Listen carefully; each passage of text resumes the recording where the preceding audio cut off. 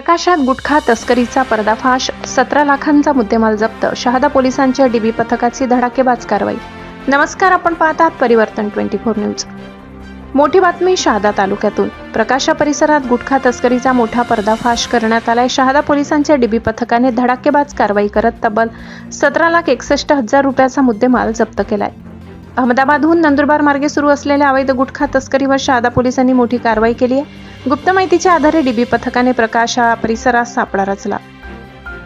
तपासणी दरम्यान संशयास्पद आयशर वाहन पोलिसांच्या नजरेत आले. वाहन क्रमांक MS18 BG 9509 अडवून सखोल तपासणी केली असता गाडीत सुगंधित तंबाखू मिश्रित गुटख्याचे 10 बॉक्स आढळून आले.